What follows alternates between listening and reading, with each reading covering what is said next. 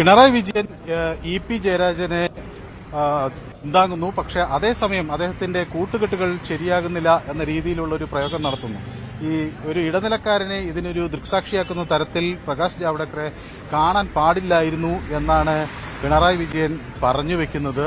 അതുകൊണ്ട് അത്തരക്കാരെ തനിക്കറിയാം. ഈ നന്ദകുമാർ ഏതു തരത്തിലാണ് തന്നോട് പെരുമാറിയിട്ടുള്ളത് എന്ന് തനിക്ക് അറിയാം എന്ന് എല്ലാവർക്കും അറിയാം എന്ന് മുഖ്യമന്ത്രി പറയുന്നു. തന്റെ രക്ഷകനായി അങ്ങനെ പോകേണ്ട ഒരു സാഹചര്യം അയാൾക്കില്ല എന്നതാണ് മുഖ്യമന്ത്രി പറഞ്ഞു വെക്കുന്നത്.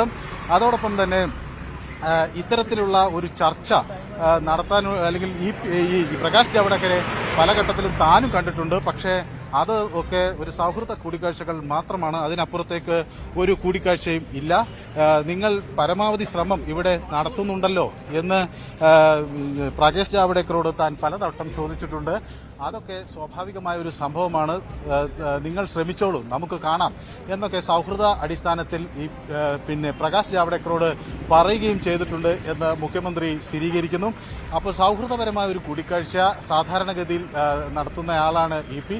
അദ്ദേഹം ഇങ്ങനെ സൗഹൃദ ബന്ധങ്ങളിലൊക്കെ പോകുമ്പോൾ അത് വേണ്ടത്ര ശ്രദ്ധിക്കാതെയൊക്കെ വരുന്നൊരു സാഹചര്യം ഉണ്ട്. അപ്പോൾ അത് അങ്ങനെ കണ്ടാൽ മതി എന്നാണ് മുഖ്യമന്ത്രി പറഞ്ഞു വെക്കുന്നത്.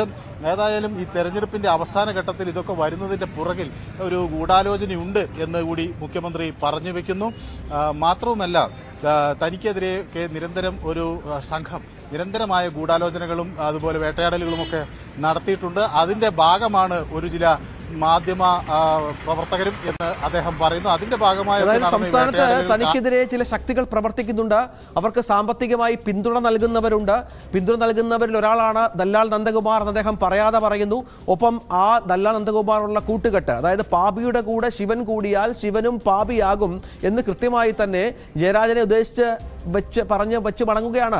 ഈ നമ്മുടെ ഈ കണ്ണൂരിലെ അല്ലെങ്കിൽ മലബാറിലെ CPM നേതാക്കളൊന്നും ഇ പിക്ക് പിന്തുണയുമായി രംഗത്ത് വന്നില്ല ഇതിനകമെന്ന ആക്ഷേപങ്ങൾ ഉയർന്നിരുന്നു. അവിടെയാണ് മുഖ്യമന്ത്രി പിന്തുണച്ചുകൊണ്ട് ഇ പിയെ ഉപദേശിച്ച് അല്ലെങ്കിൽ ഇ പിയെ വിമർശിച്ച് മടങ്ങുന്നത്. മനു,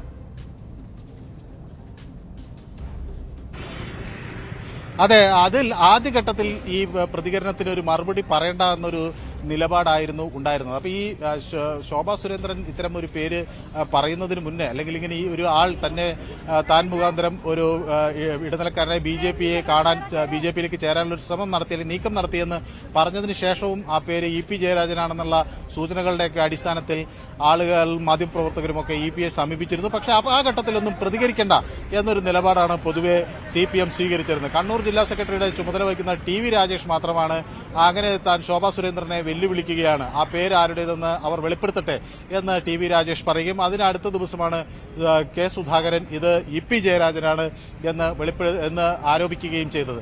തുടർന്ന് ഇത്തരം തന്റെ പേര് കൃത്യമായ ഒരു ആരോപണമായി വന്ന സാഹചര്യത്തിൽ എങ്കിൽ പിന്നെ അതിൽ പ്രതികരിക്കണമെന്നൊരു നിലപാട് ഇ പി സ്വീകരിച്ചു. അത് സംസ്ഥാന നേതൃത്വത്തോട് ചർച്ച ചെയ്തതിന് ശേഷമാണ് ആ നിലപാട് സ്വീകരിച്ചത്. കെ സുധാകരനെതിരെ നിയമ നടപടികളുമായി മുന്നോട്ട് പോകുന്നതിനെ കുറിച്ചാണ് ആലോചിക്കുന്നത്, അല്ലെങ്കിൽ അതെന്തായാലും ചെയ്യും എന്നാണ് ഇ പി ജയരാജൻ വ്യക്തമാക്കുകയും ചെയ്തത്. അപ്പോൾ സ്വാഭാവികമായും ഈ തെരഞ്ഞെടുപ്പിന്റെ തലേ ദിവസം വന്ന ഈ ഒരു പ്രശ്നം CPMന് ഒരു ചെറിയ തോതിലെങ്കിലും തലവേദനയാക്കിയിട്ടുണ്ട്. കാരണം കണ്ണൂർ നമുക്കറിയാം, അത് ഇവിടെ സ്ഥാനാർത്ഥി MV ജയരാജനാണെങ്കിലും മുഖ്യമന്ത്രി തന്നെയാണ് മുന്നിൽ നിന്ന് സംസ്ഥാനത്തുടനീളം പട നയിച്ചെങ്കിലും കണ്ണൂർ ജില്ലയിൽ പ്രത്യേകിച്ച് മുഖ്യമന്ത്രി ക്യാമ്പ് ചെയ്ത് അദ്ദേഹം പ്രവർത്തനങ്ങൾ നടത്തുകയും അത് ഇവിടുത്തെ ഒരു മത്സരം കെ സുധാകരൻ വേഴ്സസ് മുഖ്യമന്ത്രി പിണറായി വിജയൻ എന്ന തരത്തിൽ ആവുകയും ചെയ്യുകയൊക്കെ ചെയ്തിരുന്നു. അപ്പോൾ ഇവിടെയാണ് ഏറ്റവും രൂക്ഷമായ ആരോപണങ്ങൾ ഉണ്ടായത് മുഖ്യമന്ത്രിയുടെ ഭാഗത്തു നിന്ന് കോൺഗ്രസിനെതിരെ. അതുപോലെ തന്നെ ഇവിടെയാണ് രാഹുൽ ഗാന്ധിയുടെ ഭാഗത്ത് നിന്ന് ആദ്യമായി രൂക്ഷമായ ഒരു വിമർശനം CPMനെതിരെയും ഉണ്ടായത്. അപ്പോൾ ഒരു വലിയ പോരാട്ടം നടക്കുന്ന ഒരിടം എന്ന നിലയിൽ തന്നെയാണ് കണ്ണൂരുള്ളത്. ആ ഒരു തെരഞ്ഞെടുപ്പിന്റെ അവസാന നിമിഷം ഇ പി ജയരാജനെ ഒരാൾക്കെതിരെ വരുന്ന അതാണ് പ്രധാനം. കാരണം ഈ ഇ പി ജയരാജൻ സ്വാഭാവികമായും മുഖ്യമന്ത്രിയുടെ ഈ വിമർശനം കൂടെ വരുമ്പോൾ ഡിഫൻസിലാകും. ഈ വിഷയത്തിൽ അദ്ദേഹത്തെ കൂടെ കുറ്റപ്പെടുത്തിയാണ് മുഖ്യമന്ത്രി പറയുന്നത്. എങ്ങനെയൊക്കെ പറഞ്ഞാലും താനും പ്രകാശ് ജാവ്ദേക്കറെ കണ്ടിട്ടുണ്ട് എന്ന് മുഖ്യമന്ത്രി പറയുന്നു. പക്ഷേ കണ്ടത് പൊതുസ്ഥലത്ത് വെച്ചാണ്. അന്ന് ഇ പിയും കൂടെ ഉണ്ടായിരുന്നു. ഇങ്ങനെ ചില ഇടനിലക്കാരെ കൂട്ടി, സംശയത്തിന് നിഴൽ നിൽക്കുന്ന ചില ആൾക്കാരെ കൂട്ടി ഇങ്ങനെ നേതാവിനെ കാണുക എന്ന് പറയുന്നതിനെ ശക്തമായ ഭാഷയിൽ വിമർശിക്കുകയാണ് മുഖ്യമന്ത്രി. അങ്ങനെ ഒരു ജാഗ്രതക്കുറവ് ജയരാജന്റെ ഭാഗത്ത് നിന്ന് ഉണ്ടായി എന്ന് പറയുമ്പോൾ കൃത്യമായ സന്ദേശം ജയരാജൻ നൽകുന്നു. അത് ഇനിയുള്ള മണിക്കൂറുകളിൽ ശക്തമായി തന്നെ ചർച്ചയാവുകയും ചെയ്യും. മനു, അതല്ലേ സാഹചര്യം? അതായത് തെരഞ്ഞെടുപ്പ് രംഗത്ത് നിൽക്കുന്ന ഒരു പാർട്ടിയുടെ, ഒരു മുന്നണിയുടെ കൺവീനർക്കെതിരെയാണ് ഈ ഗുരുതരമായ ആരോപണം വരുന്നത്.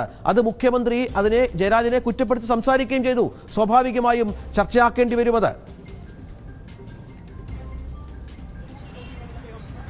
അതെ അതെ അത് സ്വാഭാവികമായി രഞ്ജിത്ത് സൂചിപ്പിച്ചത് വളരെ ശരിയാണ്. അത് സ്വാഭാവികമായി ചർച്ച ചെയ്യും. ഇതിൽ മറ്റൊരു പ്രധാന കാര്യം, മുഖ്യമന്ത്രി തനിക്ക് ഈ നന്ദകുമാറുമായി യാതൊരു ബന്ധവുമില്ല, മുറിയിലൊക്കെ വന്നപ്പോൾ താൻ അയാളെ ദേഷ്യപ്പെട്ട് പറഞ്ഞയക്കുകയാണ് ചെയ്തത് എന്നൊക്കെയുള്ള പ്രതികരണങ്ങൾ മുൻപ് നടത്തിയിരുന്നു. മാത്രമല്ല, ഇന്നിപ്പോൾ മുഖ്യമന്ത്രി പറഞ്ഞത് ഈ നന്ദകുമാർ തനിക്കെതിരെ ഏതൊക്കെ തരത്തിൽ നീങ്ങിയിട്ടുണ്ട് എന്ന് തനിക്കറിയാം, അത് ഒരുപക്ഷെ നിങ്ങൾക്കും അറിയാം എന്ന തരത്തിൽ അദ്ദേഹം പറയുകയും ചെയ്തു. അപ്പോൾ സ്വാഭാവികമായും നന്ദകുമാറുമായി അങ്ങനെ ഒരു അകൽച്ച മുഖ്യമന്ത്രിക്ക് ഉണ്ടായൊരു സാഹചര്യത്തിൽ ഇ പി ജയരാജനെ പോലെ ഒരാൾ അദ്ദേഹവുമായി ചേർന്ന് പ്രകാശ് ജാവ്ദേക്കറെ കണ്ടു എന്നത് മുഖ്യമന്ത്രി അത്ര രസത്തോടു കൂടിയല്ല ശ്രമിച്ചിട്ടുള്ളത് എന്നതാണ്. മാത്രമല്ല, ഇത് ഇ പി തന്നെ തുറന്നു പറയുന്നൊരു കാര്യമുണ്ട്, പാർട്ടിയുമായി ഈ വിഷയം ചർച്ച ചെയ്തില്ല എന്നത്. അപ്പോൾ സ്വാഭാവികമായും അങ്ങനെ ഉണ്ടെങ്കിൽ അത് പാർട്ടിയുമായി ധരിപ്പിക്കേണ്ട കൂടി ഉത്തരവാദിത്വം ഇ പി ജയരാജന് ഉണ്ടായിരുന്നു. ഇതൊക്കെ ഒരുപക്ഷെ മുഖ്യമന്ത്രിയിൽ ഒരു ചെറിയ നീരസത്തിന്റെ സൂചനകൾ നമുക്ക് കാണാൻ കഴിയും. ഇ പിയെ പൂർണ്ണമായി പിന്തുണയ്ക്കുമ്പോഴും മുഖ്യമന്ത്രി പറഞ്ഞു വെക്കുന്നത് ഈ ടി ജി നന്ദകുമാറിനെ പോലെയുള്ള ആളുകളുമായി കൂട്ടുകൂടുക, അതുപോലെ ഇത്തരത്തിൽ ഒരു മകന്റെ ഫ്ളാറ്റിലൊക്കെ വെച്ച് ഈ BJP നേതാക്കൾ ഇങ്ങനെ വലവിരിച്ച് നടക്കുന്നവരുമായൊക്കെ ഒരു സൗഹൃദത്തിനാണെങ്കിൽ പോലും അവരെ അവിടെ എന്റർടൈൻ ചെയ്യുക എന്നുള്ള ഒരു രീതി അത് ഒരു CPM രീതിയായില്ല.